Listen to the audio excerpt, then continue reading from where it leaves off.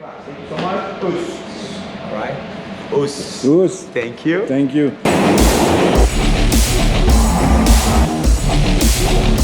People, the idea is even more. Be fast. So my name is Vitor Ribeiro. My nickname is Shaolin. They call me Shaolin. I think some people already know the why. A long time ago when I started training Jiu-Jitsu, one of the reasons I choose to Jiu-Jitsu just because I was having my ass kicked in the streets. And then one of my friends used to play capoeira, introduced me to my first coach. And then he told me, look, if you need to learn how to fight, best thing, go to this place over here. And one time I signed for the gym, never more left. And it was the best decision. Like when you, as a 14 years old, you decide to do something and then you're just so sure about what you're doing. On the first day, I never was so sure about my decision, and then was the best thing I did in my life. Okay, and you never tried, you never heard about Jiu-Jitsu before? No, there? I tried different sports. I tried judo, swimming, taekwondo, Muay Thai, a lot of different things. But I never heard about Jiu-Jitsu back then. And then one time I was in, and then I start realizing so many people already into Jiu-Jitsu. And then I never stopped. The community started growing, started become a little bit more popular back in Rio. This is March 11, 1993 when I decided to join Jiu-Jitsu. So, and then, first a few national events, World Championships, Pan Ams, kind of I grew up with all the sport Jiu-Jitsu. So it was pretty cool. Okay. How was Jiu-Jitsu back then compared to what is Jiu-Jitsu now, especially knowing that you started in Brazil and now you're in New York? So if you have to compare the Jiu-Jitsu you discovered in Brazil back then and what is Jiu-Jitsu now worldwide or here in New York, what's the difference? I think one of the biggest difference, back then, you go to school, you pay the fee, and then first of all it's really hard to get a gi. Right, that's one of the things. To get a gi to training. It was like a mission. Yeah, it was tough, was expensive. You know what I mean? You only have one gi. It's not like today people have 10 gis, collecting gis. So that was the first tough part. Well, one time you figure out the gi, all right. Sometimes we even don't wash every day because if you wash every day, how are we gonna be ready for the next day? We don't have in Brazil dry machines. Like here, whereas everything is very simple. So that's what's a big thing. I think a second thing, Jiu-Jitsu wise, was, you're learning I remember learning how to open guard, how to do cross choke, arm bar, Americana from out. That's it. So I learned this with maybe a blue belt. After that, they throw me on the mat, and that's it. After that, figure out the rest. And then watching the class, I didn't have so many people to kind of helping you, and at some point you don't know anybody, you're white belt, nobody wants to drill position with you. But at some point you stick around, you figure it out, and then those tough days come where you tap,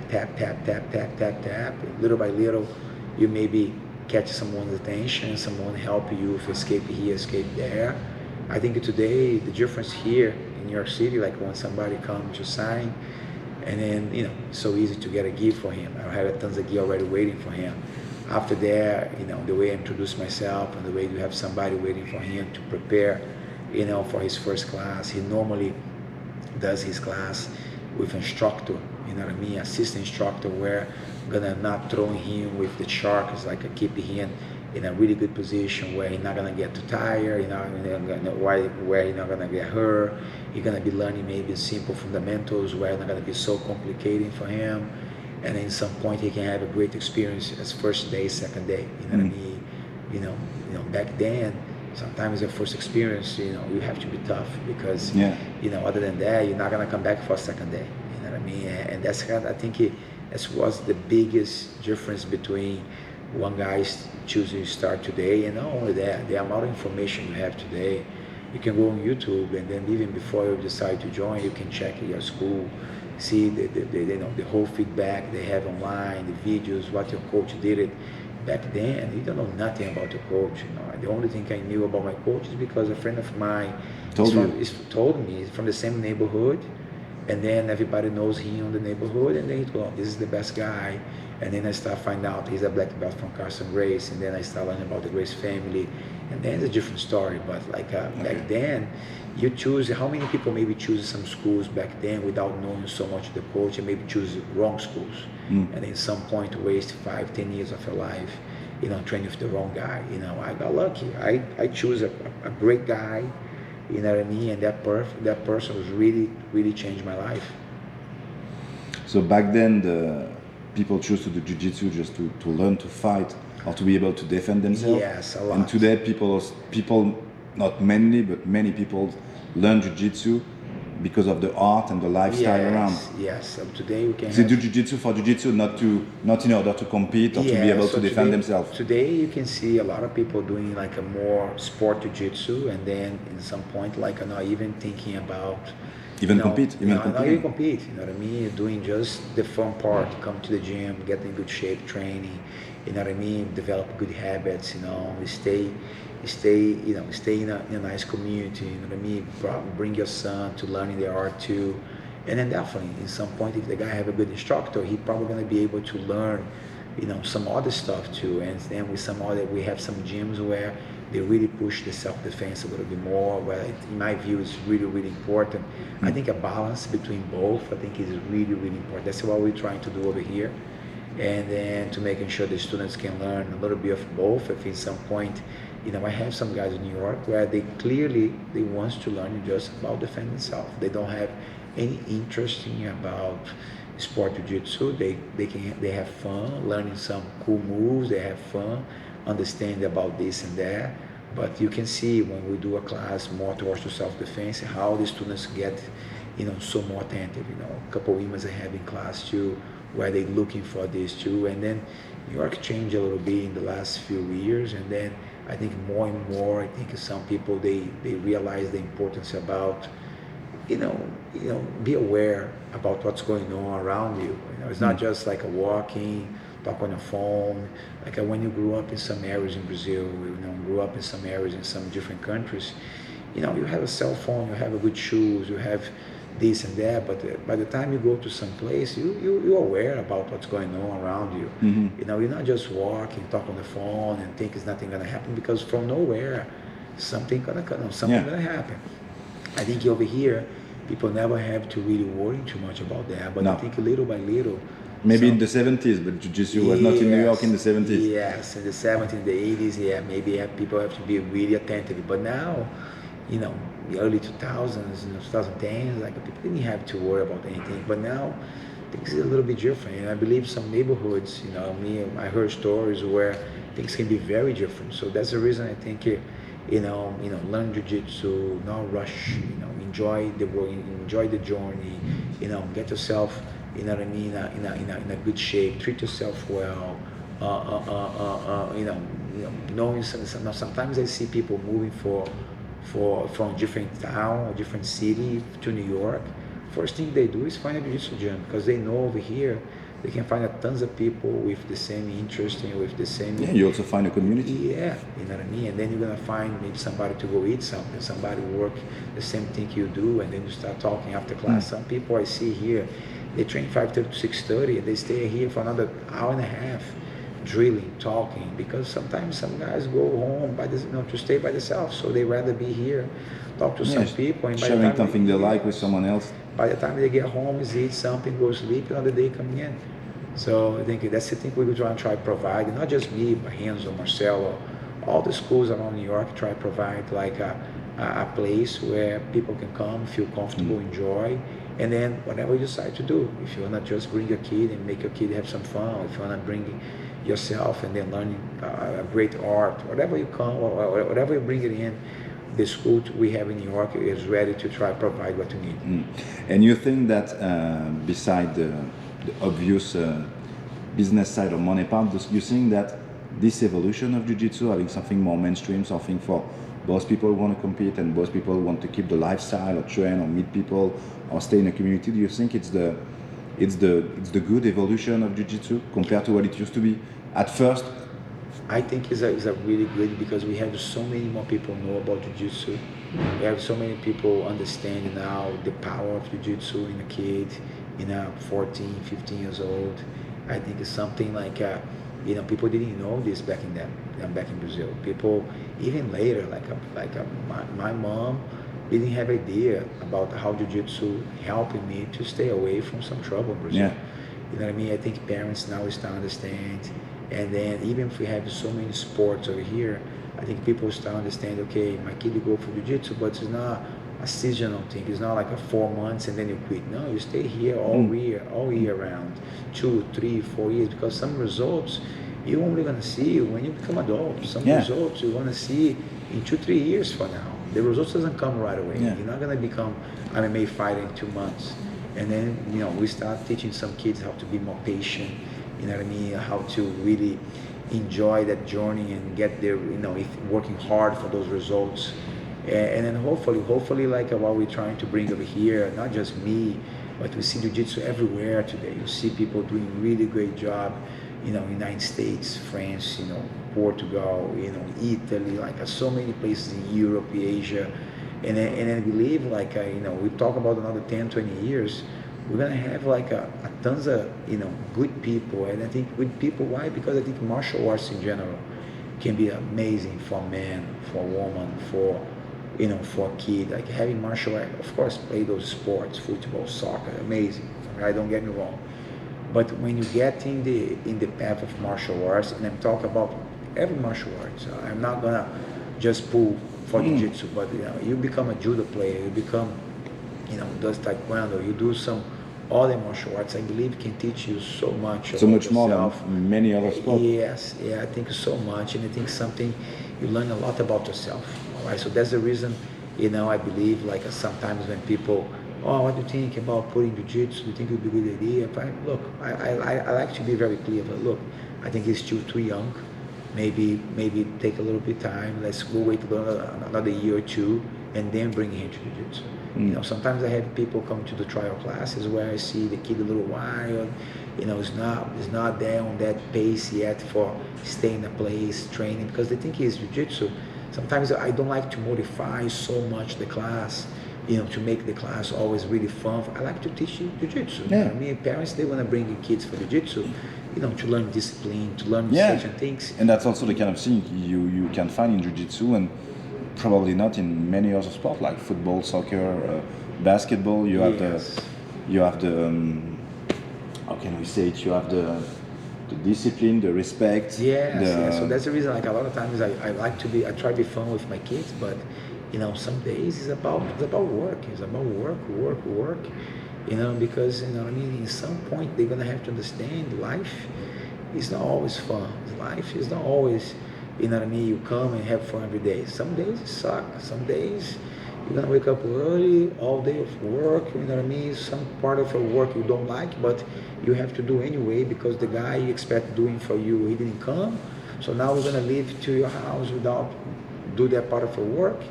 And then you're gonna open tomorrow for visitation, then that part of your work here is not done, so who's gonna do that? You have to understand jiu-jitsu, the same thing, it's not every day gonna be fun.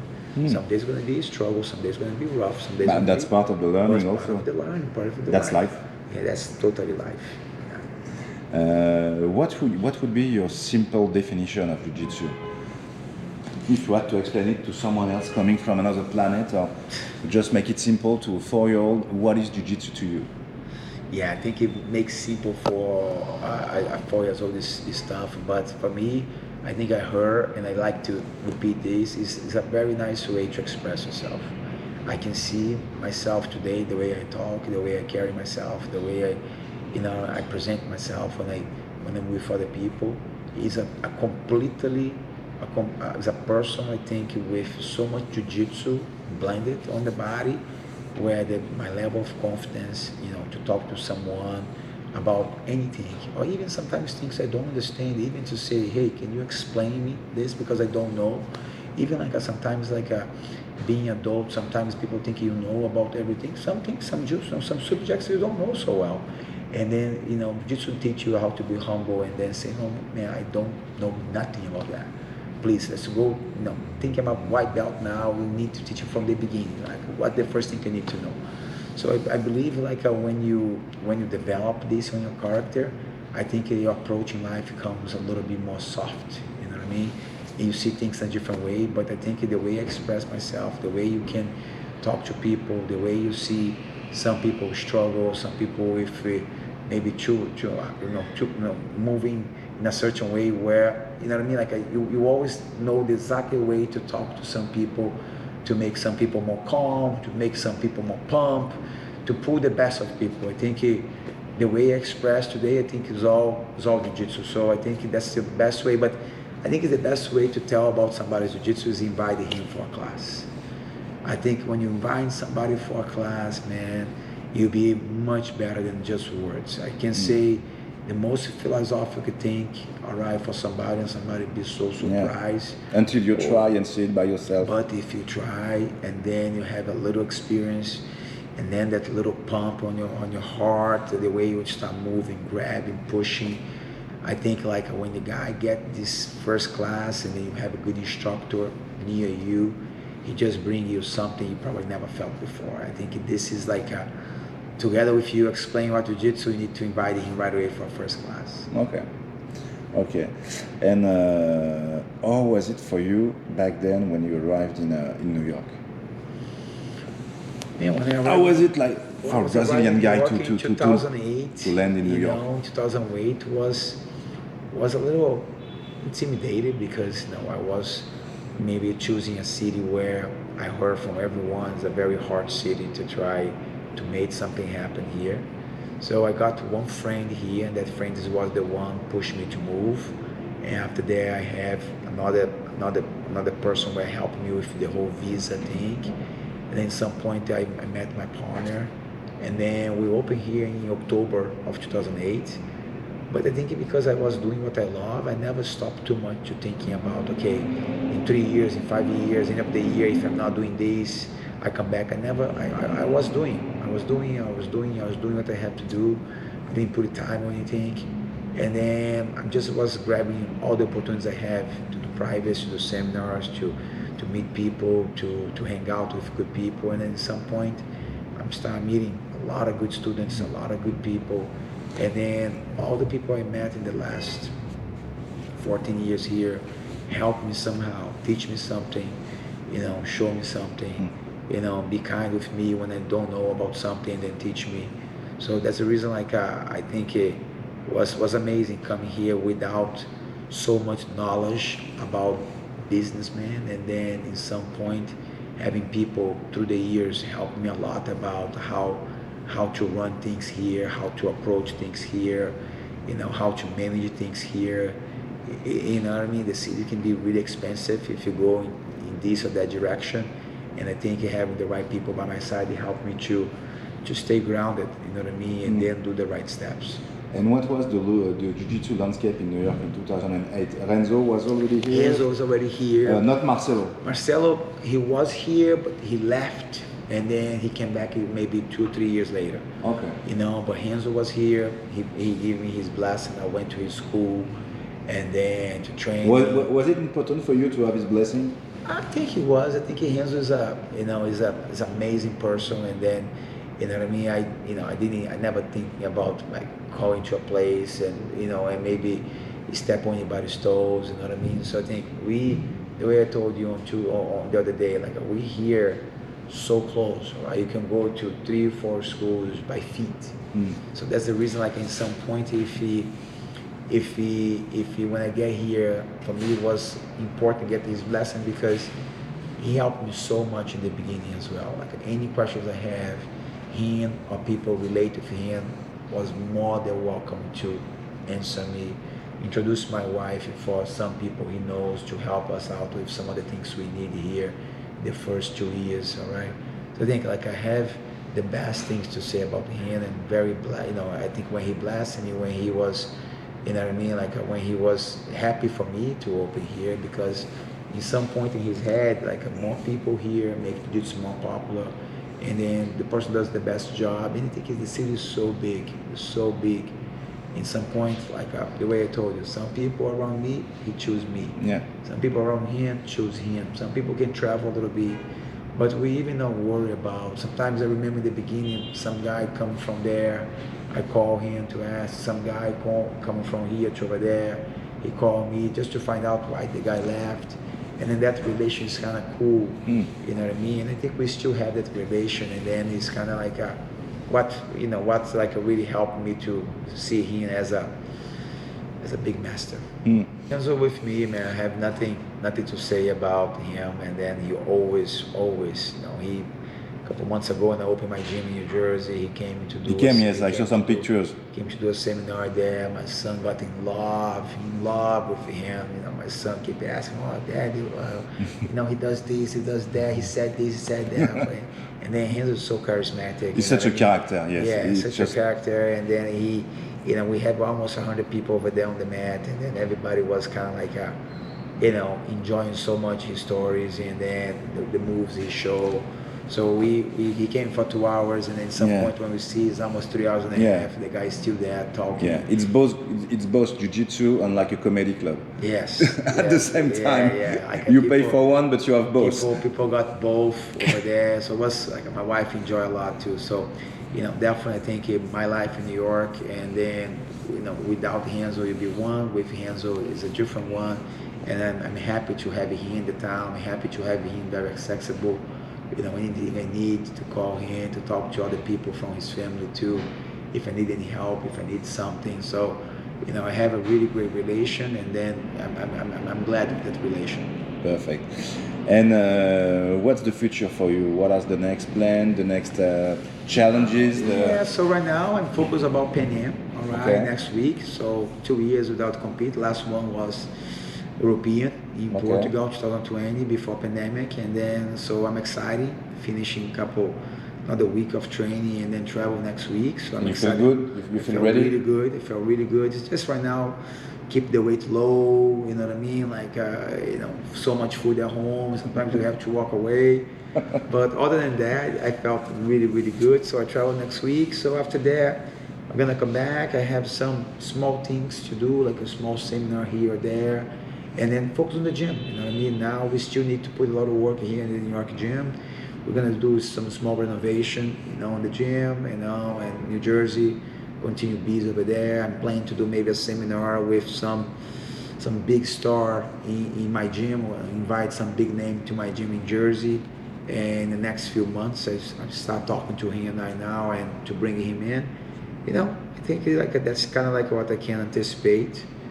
Probably gonna happen in the next 2-3 months. Okay. And that's it. You know what I mean? Nothing. But that's cool. That's big. But it's a lot. It's gonna be a lot going on with the Jersey school, the renovation here. We plan to make like some, maybe change the mats a little bit, add some colors, put some cool pictures. You know what I mean? Move some things away. So the school needs a little touch. Okay. Thanks a lot for your time. Thank you, Frederick. Thanks for coming, man. I hope you My pleasure. I will be back. Cool. Like Schwarzenegger, I'll be back. Cool. Thanks. All right. Thank you so much. Thanks. Thank you.